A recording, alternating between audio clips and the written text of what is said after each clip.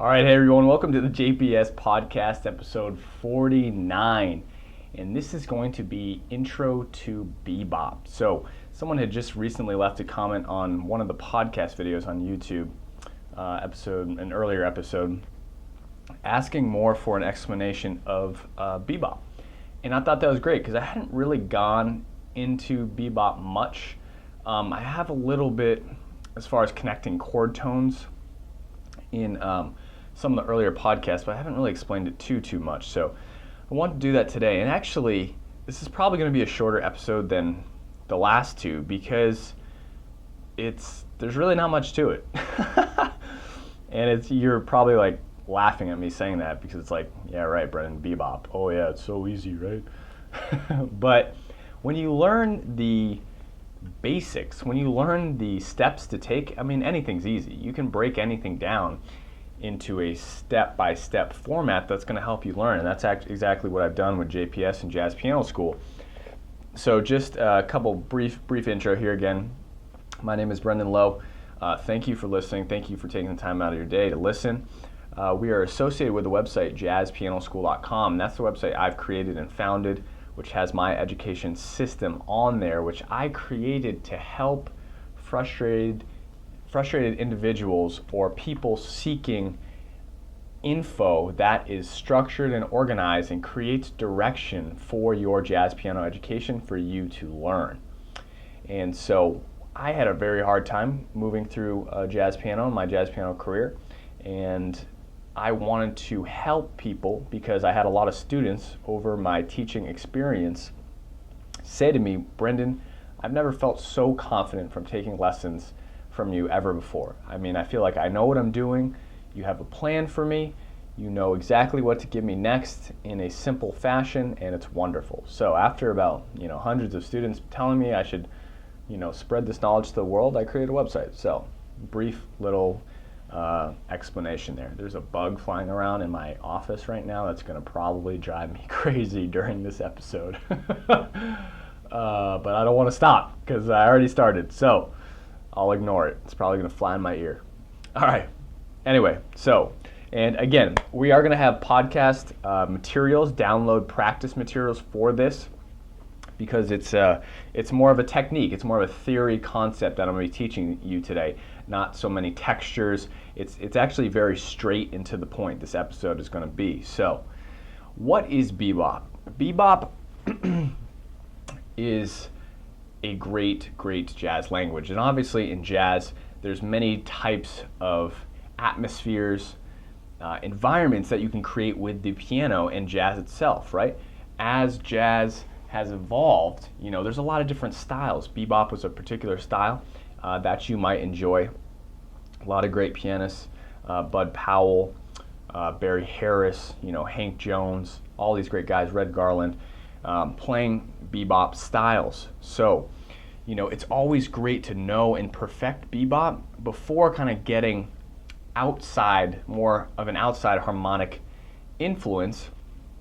I shouldn't say better because there's always different ways to learn things, but I guess in my beliefs, the more you can understand, because bebop really does relate to harmonies and of the chord, the more you can kind of master that first, then move outside the pocket and create your own environment, because knowing the harmonies, you're really going to be able to grab a solid foundation of what you're doing and the way you play and the way you want to express yourself.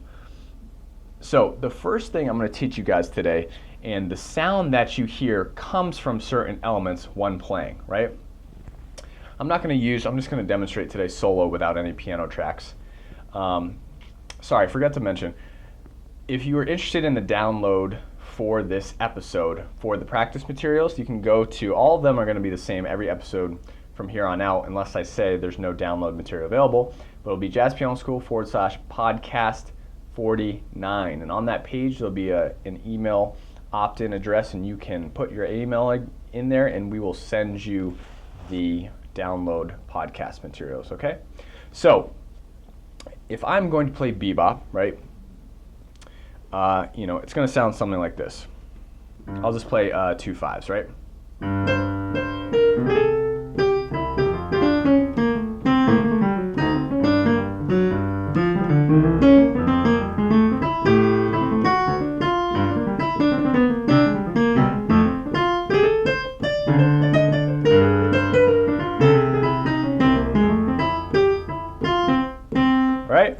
So when you hear that, you're like, yeah, that's what I want to play. I always remember like hearing tunes or hearing my teacher, play something, and I would hear just a little snippet. I'd be like, oh my God, like how do I play that? That's the sound I want. Like everyone wants this sound that's very nice. And I'm going to tell you the secret to bebop right now. Okay, you ready? Listen closely. You got your pen and paper ready? Well, I guess if you're driving in a car. But listen closely, turn the radio off, right? Bebop is structured from approaching notes that resolve to chord tones.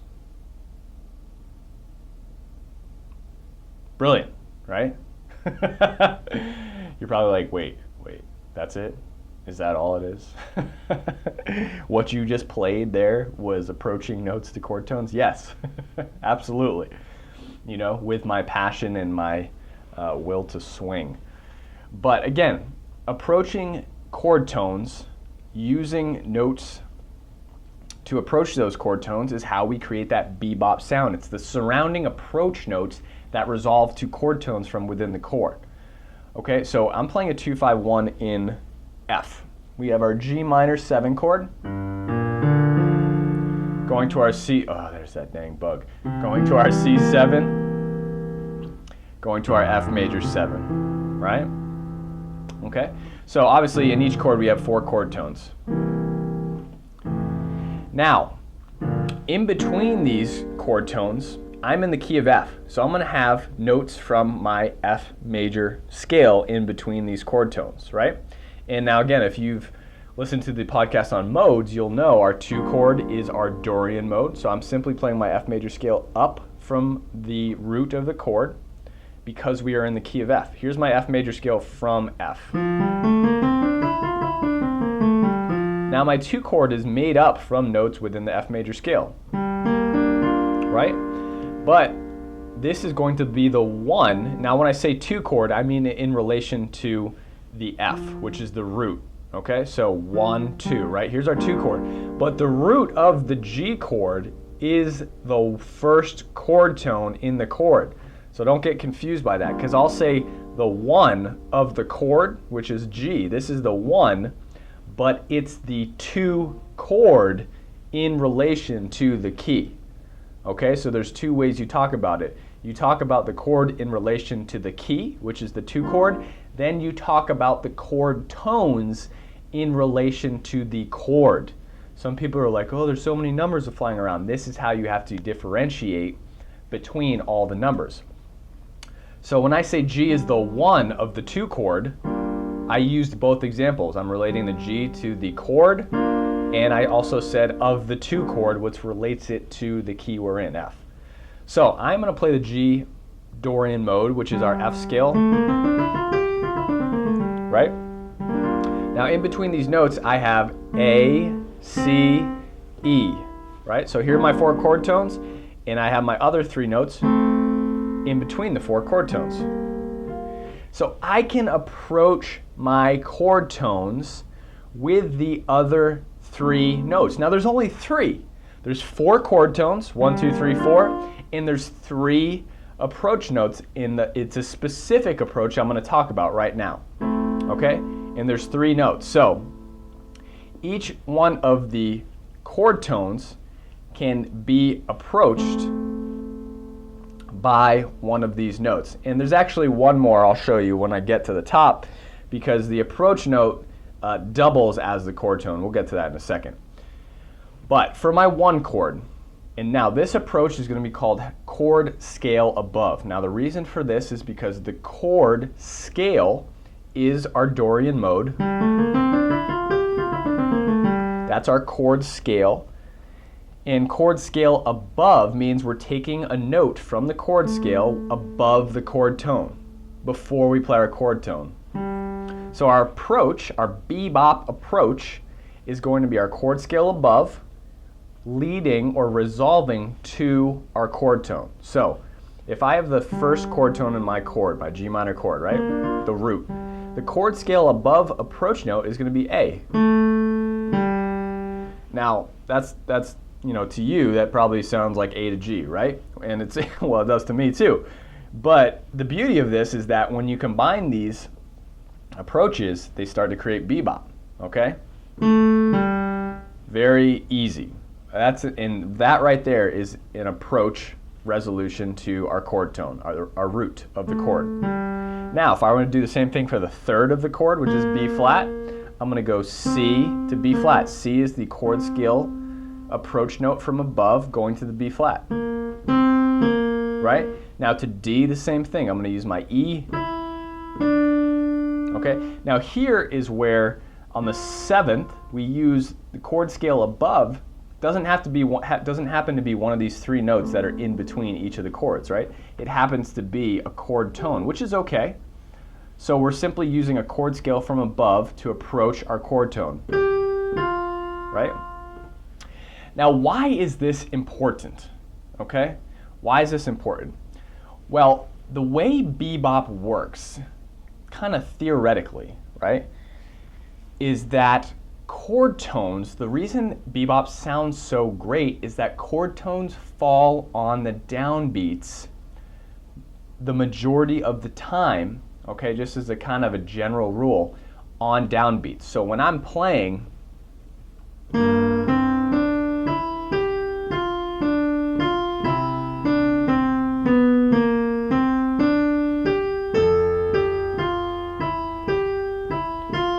all my chord tones are hitting downbeats, right?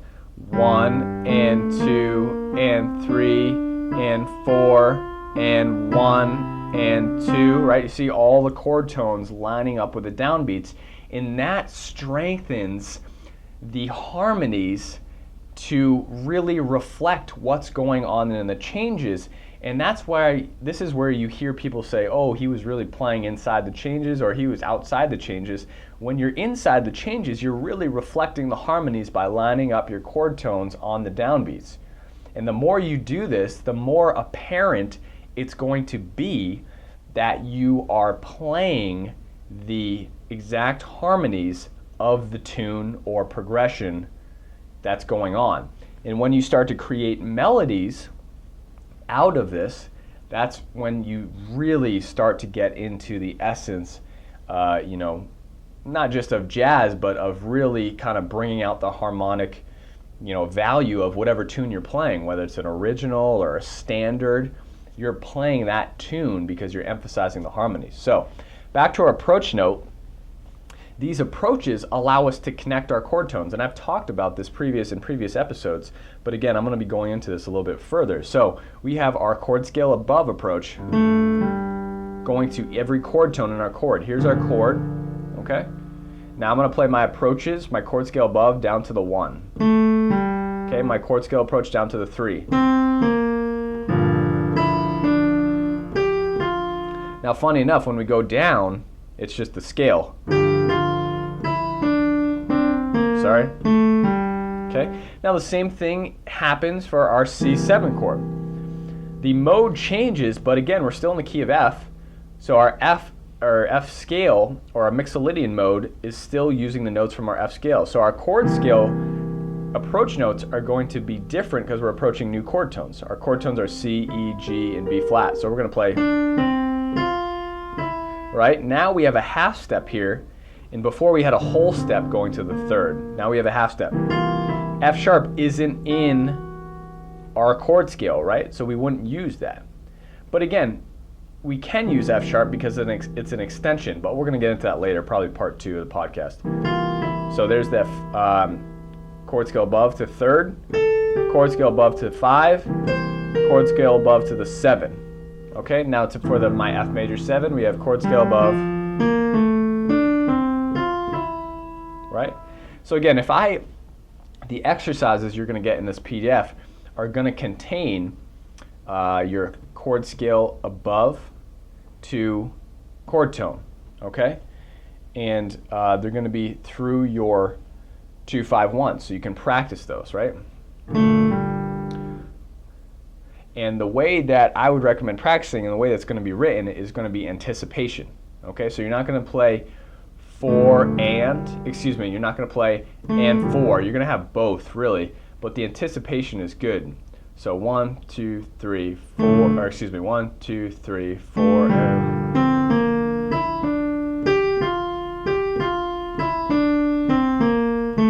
I should really have my metronome going. You're gonna practice with a metronome. Let me pull my metronome out here just so you can hear the beats going by. And then again, you're gonna do both ways. So you're gonna play 4 and then 1, right? 1, 2, 3, 4.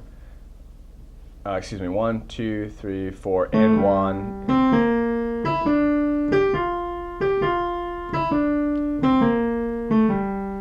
Okay, and both rhythmic values, the reason for this is because they're going to lead to other variations of our approach notes, which I'm going to talk about in the future. All right? That's the reason we're doing both rhythmic values, because there's certain ways we can approach things that are going to delay the resolution, and that's going to take on the 4 and. But if we simply want to resolve, we're going to use the and 1, right? 1 and 2 and 3 and 4 and 1. And that's what I originally had talked about, because that is where our chord tones are lining up on the downbeats. But the 4 and, the anticipation when we go 1, 2, 3, 4 and, that's going to be for more advanced delayed resolution. So here's my metronome. Okay, and again, the way I do this exercise is go through every chord. Now, every chord isn't going to be in the exercise as far as all your dominants, all your minors, and all your majors. That is included in the Jazz Piano School community, right? But just for the podcast, the PDF exercises, you're going to get the 2-5-1s, which basically will take you through every chord. But again, you want to be able to isolate the changes so you can do all dominants, all majors, all minors, and get as thorough as possible in approaching every sort of variation, because you're going to do 2-5-1s, but you want to be able to do dominants, maybe walking down in whole steps, right? And do the approach notes for all those, or maybe, dominants up in minor thirds, okay? Stuff like that, and that's included in Jazz Piano School. But just for now, start with the PDFs of the 2-5-1. So here's my metronome. So I'm going to play my chord and just let it ring out on beat 1, and then I'm going to start my approach scale, my chord scale approach from above, leading into the next bar. Okay, here we go. So 1, 2, 3, 4, chord, 2, 3, 4.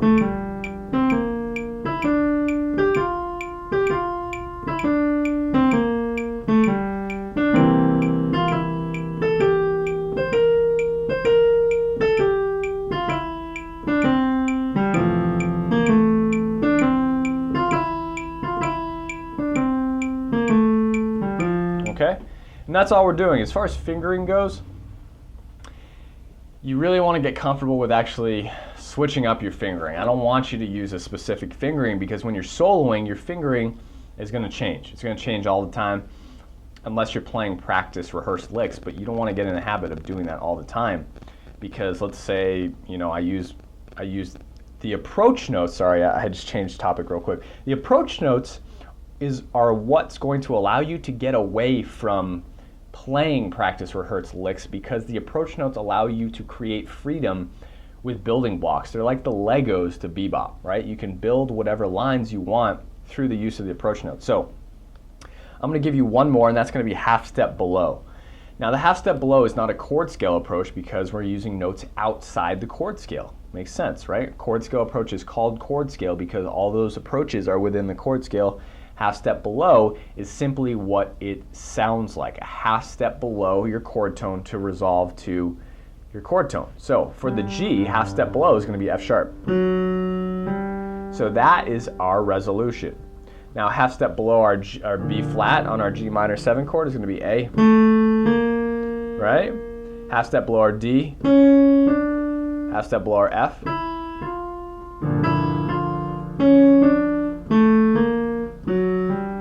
right?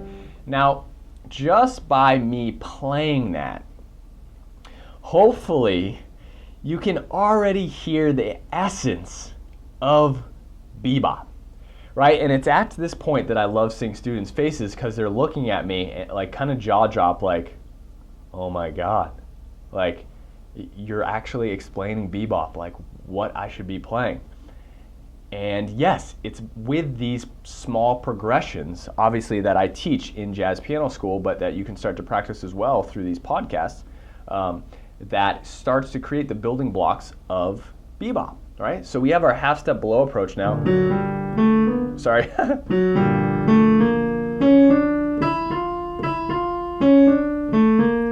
Now again, our chord tones change on the dominant chord or when we change chords, right? So we're gonna have new half step below approaches. To the 1, to the 3, to the 5, to the 7, back down. And some of these approaches, you just have to pick your hand up and lift. You can't make them legato all the time. Right, lift, lift, right, lift. Okay, and now finally our 1 chord, our F major 7.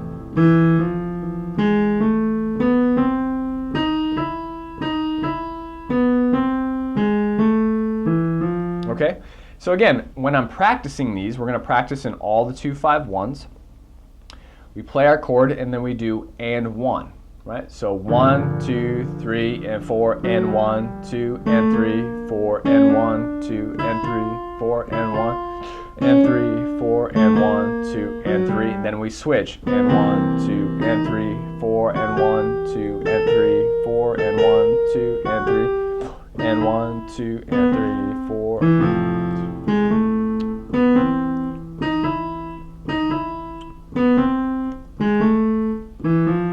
Now again, these should get so automatic that you're just cruising through these, right? Let me put the metronome on here. Always practice these with a metronome, right? Because you want to, again, you want to feel that feeling of swing. And the more advanced you get, you can have the metronome clicking on 2 and 4 instead of 1 and 3, instead of quarter notes rather. So right now it's clicking on quarter notes. And as a beginner or intermediate player, this is what I recommend the most. This is going to benefit you the most, is by having that quarter note beat, and you'd practice the same way, right? 1, 2, 1, 2, 3, 4, chord 2, 3.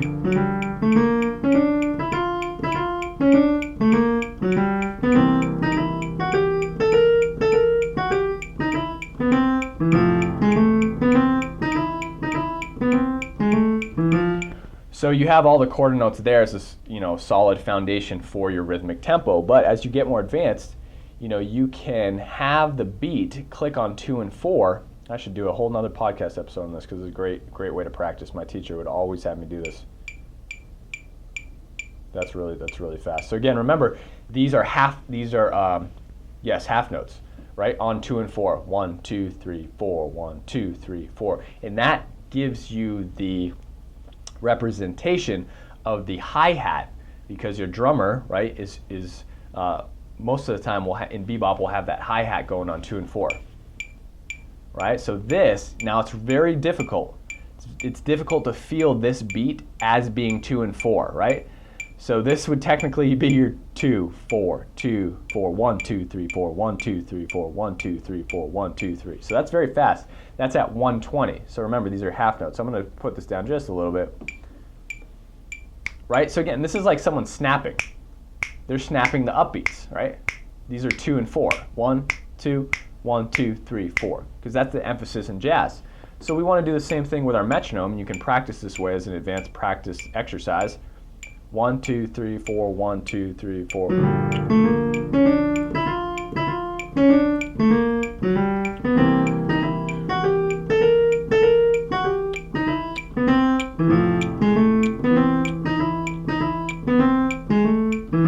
Okay?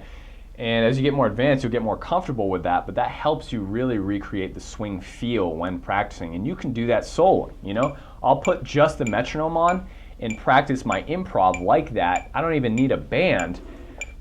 This is so helpful I'm getting a little off track here, guys, but it's a really great practice exercise. I really can't stress this enough. I mean, I really should. I'm going to do a whole podcast episode on this, because obviously your swing feel is very important. If you're not swinging, Duke Ellington, right? Don't mean a thing if it ain't got that swing. So if you're swinging something, you're not swinging, you're not capturing the essence of jazz. So when I do this, right, I'll put my metronome on, I'll just practice my swing feel, staying in the pocket, trying not to rush, trying not to drag, but staying right in that pocket, because the metronome don't lie. Metronome don't lie, right? I don't know if you guys watch basketball, like certain players will yell out like, ball don't lie, ball don't lie. I don't watch much basketball. It's my fourth favorite sport, but just so you know, hockey, football, baseball, football and baseball. Yeah, hockey, football, baseball, and then basketball. But I don't even know. Oh yeah, ball don't lie. So like when the ball misses, you know, some players will be like, or like when they take their free throws for the penalties, they'll be like, ball don't lie. Anyone who doesn't know basketball is going to be like, Brendan, what are you talking about right now? All right. Anyway, so the metronome doesn't lie. That's my point. The metronome's not going to rush. It's not going to drag. If you're playing with a bass player or a drummer, they're not a metronome, right? And I'm not saying you should be a metronome, but you want a true sense of time, because if you can't realize that you're dragging, or the bass player is dragging, or the drummer is dragging or rushing, then it's going to be very hard to feel that sense of pocket when you're swinging, okay? So here's the metronome exercise. I would just play bass notes and solo. 1, 2, 1, 2, 3, 4.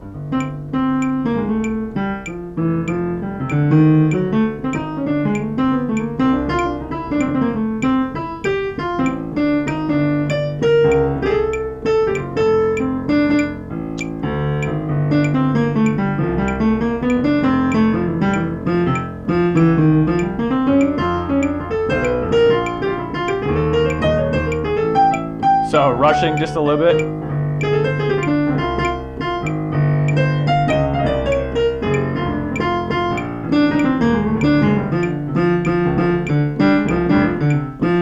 Right? So it's a really, really great exercise, and when you're doing this, you can feel, I felt it. I was rushing just a hair on my lines. And when you're able to just get that groove and find that pocket, you can practice, you can swing for like 20 to 30 minutes. It's amazing. You're going to be, boom, you're awesome. That's it. It's just like, you got it. Anyway, now, all right, so we've done chord scale above, half step below. You're getting a blend of education today in this podcast. Chord scale above, half step below. Now the next thing, the last thing I'm going to leave with you with today is the combination, okay? The combination is what really starts to bring everything together. Same with Legos, right? I love Legos. When you start to combine the Legos, it builds something, just like in my jazz piano education. You know, you can have a bunch of Legos and pick them out here and there, and they're pretty, and put them together, but if you got a Lego set of like a building, or a Star Wars TIE fighter, you're not following directions to put the Legos in the correct order, you're not going to build that TIE fighter, right? You're gonna get a jumbled mess of everything. And that's a great jazz piano education analogy right there from Legos. I am going to use that as my 1 minute pitch to people about jazz piano school. Who doesn't love Legos? Come on. I'm an 80s baby, That was right when Legos were booming. They still are. Anyway, so as we use these, I don't know what's gotten into me today. As we use these building blocks, right, we create bebop by the use of combining our approaches, right? So we have half step below to chord scale above to chord tone. Do you see that? Amazing. And already you can hear the approach. Even if I just start, right, a scale like that,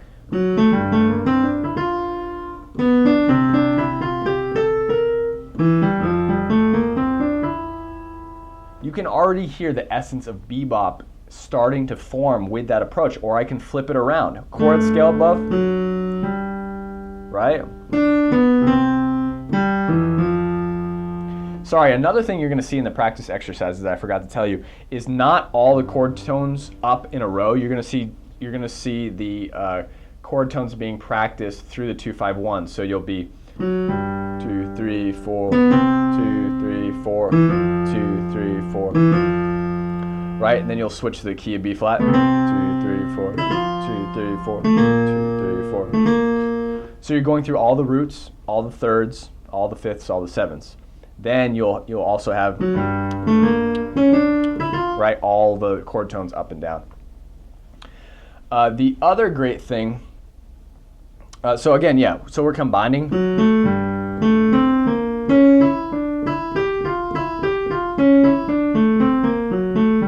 right? That is our approach that I'm using there to build our Legos, right? Is half step below to chord scale above to the root, to the chord tone, excuse me. Right? Half step below, chord scale above, chord tone. Right? And then if I go to my next chord, my dominant chord, right? Half step below, chord scale above, chord tone. So again, you see how the distance of the intervals is going to switch. Don't be alarmed by this because of the scale. Right here, we have 2 half steps right around our chord tone. Half step below, the chord scale above happens to be a half step. Right? Now here, half step, but the chord scale above is a whole, a whole step down to the chord tone. Sorry. And then finally our root position chord. And again, it's another instance where we have 2 half steps. And again, 2 half steps up top here now. So again, you'll practice going through the 2-5-1, just targeting, I'm going to put my metronome back on, just targeting all the roots. So you'll have, and I would recommend, again, doing it without your left hand and with your chord, okay? So the first way you'll do it is just your right hand. So I'll put this metronome on, 1, and again, sorry, just one small note. So we have 2 chord tones, and we have 2 approaches. This is getting confusing, right? We have 2 approaches, and we want to land on our chord tone on the downbeat. That's the first way we're going to practice. So we're going to have 4 and 1, right? 2 and 3, 4 and 1, okay? 1, 2, 1, 2, 3. Sorry, I didn't just play what I described. Starting out, you want to do half time, right? So you're not doing. If you think you can do that, go for it, but you don't want to be making mistakes. So double, right? Take half time, take double amount of time in between each one. So that's what I'm going to do first here. 1, 2, 3. 1, 2, 3. I'm taking a full measure. 2, 3. 1, 2, 3. Right? And then you keep going down. Always double the top note. Okay, then once you get better, you can do consecutively without waiting. 1, 2, 3.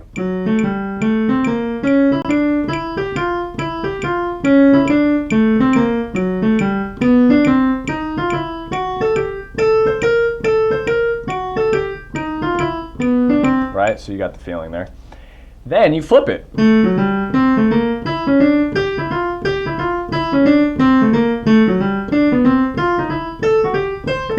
But again, these approaches are what create that bebop sound, right?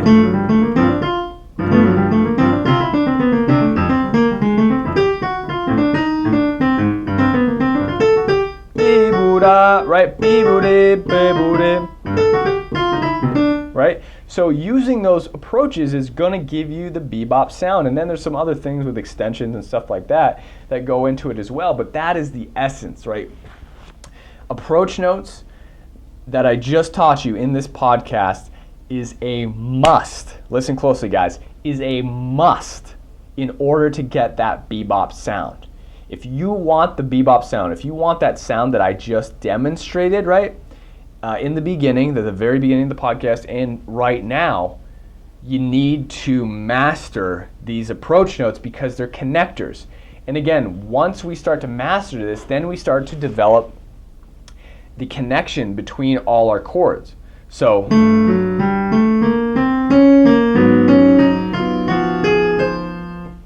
going, whatever chord you're moving back and forth. I went from a G minor to A flat minor.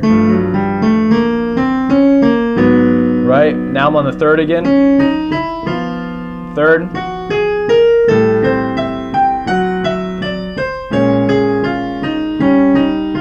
So it's the approaches that give you the ability and flexibility to connect any chords you want together, and it also allows you obviously to seamlessly play faster through changes, so that you're not having to think so much when you're playing tempos like here, And it's only by mastering the connection slowly that's really going to get you to that point. So again, that was our intro to bebop.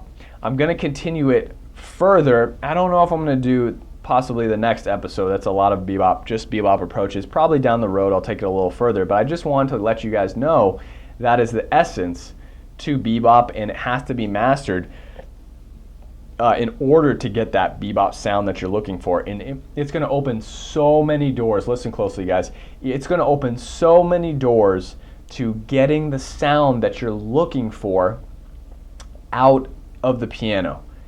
So many things come from learning these bebop approaches, so that you're emphasizing the harmony, right? One, you're emphasizing the harmonies of the tune, creating melodies, by landing on those chord tones, because the chord tones are going to bring out the melody of the tune. They're going to bring out the harmonies of the tune. If you're not emphasizing those chord tones, those changes, then it's not going to sound like you're improvising over the tune. And a lot of the times, that's why your improv doesn't sound good. You're like, why don't I sound good at improv? And a lot of the times it's because of the melodic value that you're playing doesn't even relate to the changes, because those chord tones that you're playing aren't lining up in the downbeats. You're not emphasizing the correct chord tones of the chord, right? So maybe when a D flat major switches to a minor, right? We have two notes moving here in the shell, so we want to emphasize that in my solo. Stuff like that.